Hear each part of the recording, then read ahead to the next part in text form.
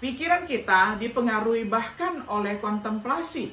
Langkah pertama menuju bersaat teduh yang benar adalah selektif dalam menonton dan membaca.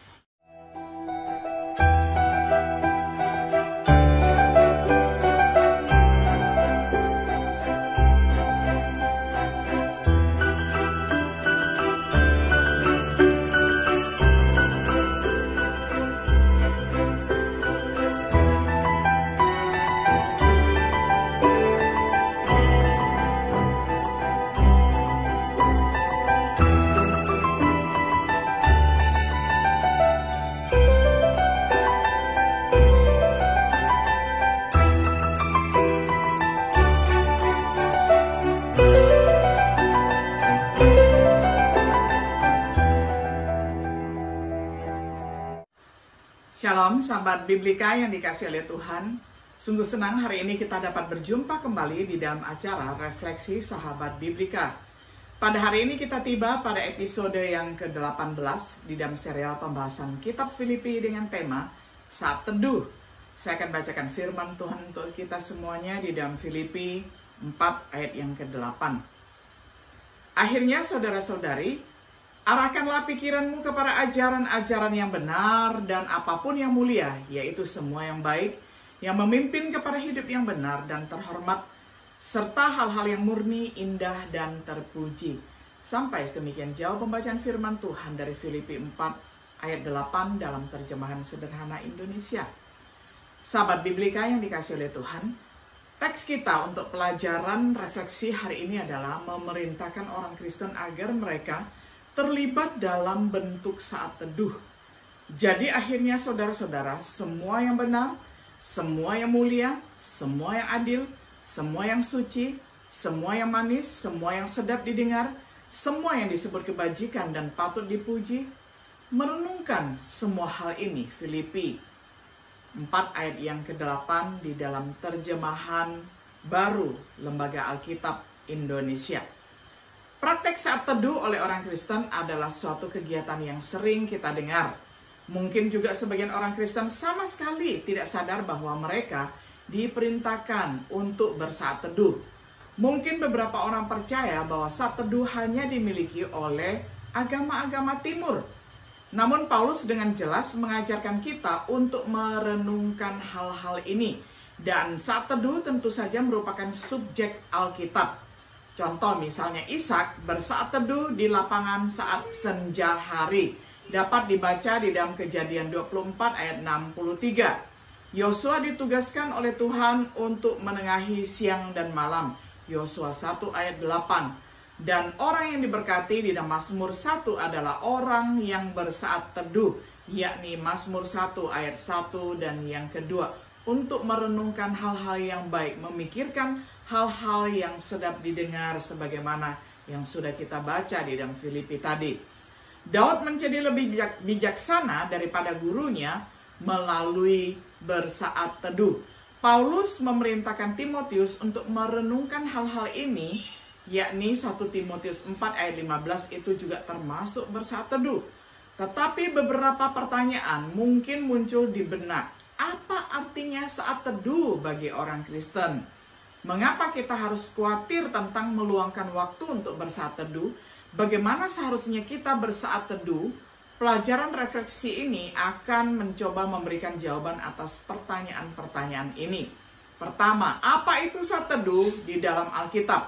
Saat teduh yang bukan Alkitabiah, jenis yang dipraktikkan oleh banyak agama timur seperti Hindu dan Buddha atau meditasi transendental, di mana objeknya adalah untuk memahami kebenaran, kedamaian, atau keberadaan yang tidak dapat diungkapkan. Jenis yang dipraktikkan oleh mistisme Kristen seperti Quaker dan lainnya yang sering ditemukan di kalangan Katolik. Meditasi untuk mengalami Tuhan atau untuk menerima wahyu dari Tuhan. Meditasi timur dan mistis Kristen biasanya mencoba mengosongkan pikiran untuk menemukan atau menerima kebenaran di dalam, yaitu bentuk meditasi subjektif. Apa itu saat teduh di dalam Alkitab ataupun saat teduh yang Alkitabiah? Untuk merenungkan beberapa kebenaran atau kenyataan yang telah terungkap yaitu bentuk saat teduh objektif. Lebih khusus lagi, orang yang menurut hati Tuhan adalah orang yang merenungkan hal-hal seperti merenungkan tentang kebaikan Tuhan, tentang Tuhan itu sendiri. Mazmur 63 ayat 6. Karya-karyanya yang luar biasa juga bisa direnungkan oleh Tuhan di dalam Mazmur 77 ayat 12. Firman-Nya yang diwahyukan seperti Mazmur 119 ayat 15, ayat 23, ayat 48, kemudian juga 97 sampai 99, kemudian juga 148. Nah, ini adalah contoh-contoh bahan yang dapat kita gunakan ketika kita merenungkan, memikirkan tentang Tuhan, memikirkan tentang firman Tuhan. Untuk memasukkannya ke dalam kata-kata Rasul Paulus, kita harus merenungkan hal-hal yang benar, yang mulia, yang murni, yang indah, yang baik. Hal-hal yang memiliki kebajikan dan terpuji, renungkanlah itu.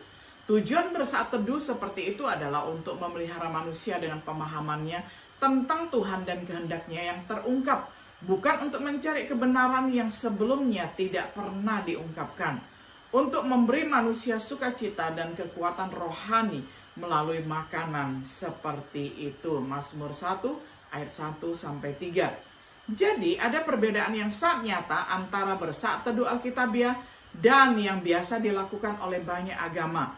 Saat teduh Kristen memikirkan apa yang telah diungkapkan dalam penciptaan atau wahyu yang diilhami oleh Tuhan. Sedangkan bentuk meditasi lainnya sedang mencari kebenaran baru untuk diungkapkan. Memahami perbedaannya. Mengapa saat teduh Alkitabiah begitu penting? Yang kedua, mengapa kita harus bersaat teduh? Sumber kebahagiaan dan kekuatan. Ini telah kita lihat di dalam perikop seperti Mazmur 1 ayat 1 sampai 2. Yesaya 40 ayat 28 sampai 31. Ini seharusnya memotivasi kita untuk lebih sering bersaat teduh karena adalah sumber kebahagiaan dan kekuatan. Saat teduh adalah bagian penting dari transformasi kita. Tujuan orang Kristen adalah menjadi lebih seperti Kristus, menyerupai Kristus. Roma 8 ayat 29.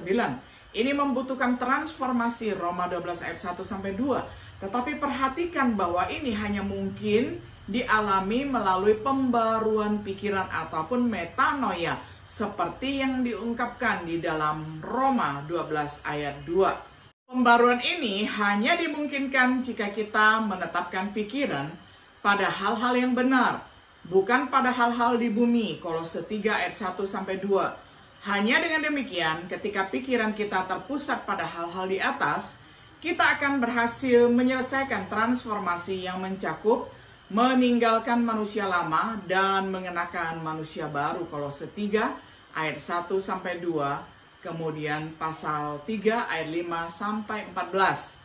Banyak orang Kristen jatuh karena mereka merenungkan hal yang salah.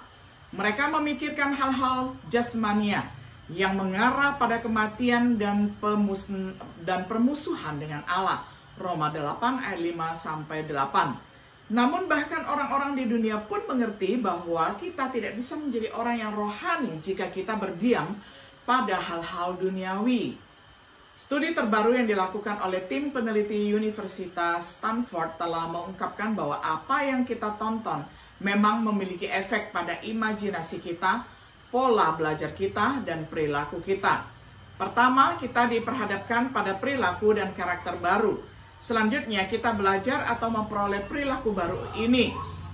Langkah terakhir dan paling penting adalah bahwa kita mengadopsi perilaku ini sebagai milik kita. Salah satu aspek paling kritis dari perkembangan manusia yang perlu kita pahami adalah pengaruh pemandangan berulang dan verbalisasi berulang dalam membentuk perilaku dan masa depan kita. Informasi masuk tanpa bahaya, hampir tanpa disadari setiap hari, tetapi kita tidak bereaksi sampai nanti ketika kita tidak dapat menyadari dasar dari reaksi kita. Dengan kata lain, sistem nilai kita sedang dibentuk tanpa kesadaran dari pihak kita tentang apa yang terjadi. Kamu adalah apa yang kamu lihat dan pikirkan. Jika iklan 60 detik dengan melihat berulang-ulang dapat menjual produk kepada kita, maka tidak mungkin untuk opera sabun 60 menit dengan menonton berulang-ulang untuk menjual gaya hidup kepada kita. Jika orang Kristen ingin berhasil, mereka harus mengarahkan pikiran mereka atau merenungkan pada hal-hal yang dari Roh Kudus atau pada hal-hal yang di atas, perkara-perkara di atas, di mana Kristus berada. Hanya dengan demikian mereka dapat dengan bantuan Tuhan meninggalkan manusia lama dan mengenakan manusia baru. Akhirnya beberapa pemikiran tentang hal yang ketiga, bagaimana bersaat teduh. Ingat, pikiran kita dipengaruhi bahkan oleh kontemplasi. Langkah pertama menuju bersaat teduh yang benar adalah selektif dalam menonton dan membaca. Isi pikiran kita dengan pikiran positif dan rohani jika kita benar-benar ingin memperbarui pikiran dan ingin perubahan terjadi di dalam pikiran kita ataupun metanoia. Saat teduh tidak harus dibatasi pada Alkitab seperti yang dikatakan oleh Paulus. Apapun itu yang baik, pikirkanlah. Misalnya ada buku yang baik, buku rohani, bacalah. Ada video-video pengajaran yang baik, bacalah, nontonlah. Kemudian ada acara-acara renungan yang bagus. Itu boleh menjadi pembelajaran bagi kita semuanya, yang termasuk di dalam kategori memiliki kebajikan dan terpuji. Carilah nasihat dan pengajaran dari orang-orang Kristen lainnya tentang apa yang dimaksud dengan semua yang baik. Jadi pertama-tama biarkan kontemplasi santai kita menjadi diskriminatif, yang menjadi suatu keharusan, kecondongan bagi kita untuk mencari kebajikan di dalam semua hal yang ada di lingkungan kita. Berikut, untuk mencapai ketinggian kerohanian saat teduh, perhatikan petunjuk pemazmur. Mazmur 1 ayat 2, jadikan Alkitab sebagai fokus utama kita untuk bersaat teduh seperti dikatakan, tetapi kesukaannya ialah Taurat Tuhan, dan yang merenungkan Taurat itu siang dan malam. Bacalah secara kontemplatif setiap hari. Seperti yang dikatakan di dalam Mazmur 119 ayat 15, aku hendak merenungkan tita-titamu dan mengamat-amati jalan-jalanmu. Daud boleh seperti itu bukan karena dirinya yang hebat, tetapi karena Tuhan. Daud selalu mengutamakan Tuhan dalam segala hal. Bacalah dengan doa di dalam hati, sebagaimana dikatakan oleh pemazmur di dalam Mazmur 119 ayat 18. Singkapkanlah mataku, supaya aku memandang keajaiban-keajaiban dari Tauratmu. Saat kita membaca, sesekali bacalah dengan keras untuk diri kita sendiri. Kata Ibrani di dalam kemudian juga ada di dalam Mazmur 1 ayat 2, berarti bergumam, ya, mengeluarkan suara, membaca perlahan dan terdengar membantu memusatkan pikiran pada kata-kata. Saat kita membaca, kita mungkin bertanya pada diri sendiri pertanyaan-pertanyaan berikut. Apakah ada kebenaran yang harus saya ketahui dari ayat ini? Bagaimana bagian ini mempengaruhi keyakinan yang dipegang sebelumnya? Apakah ada sesuatu yang harus saya hentikan sehubungan dengan ayat ini? Apakah ada praktik yang harus saya ubah? Apakah ada kebiasaan yang harus saya mulai? Dengan kata lain, pegang firman Tuhan di dalam hati kita sampai memengaruhi setiap fase kehidupan kita ini adalah saat teduh. Sebagai kesimpulan, dalam Mazmur 19 ayat 14, kita menemukan Daud berdoa, biarlah kata-kata dari mulut dan renungan hatiku dapat diterima di hadapanmu, ya Tuhan kekuatanku dan penebusku. Apa yang Paulus perintahkan untuk kita lakukan dalam teks kita, renungkan hal-hal ini, pikirkan hal-hal ini, adalah cara yang dengannya kita dapat memastikan bahwa saat teduh kita akan diterima di hadapan Tuhan kita. Jika kita bukan orang Kristen atau orang yang salah, maka ada beberapa hal yang khusus yang harus kita renungkan. Apa kedudukan kita di mata Tuhan? Apa yang akan terjadi jika kita mati hari ini? Apa yang perlu kita lakukan untuk ditemukan dalam kasih karunia Allah? Mengapa menunda lebih lama lagi untuk percaya kepada Tuhan?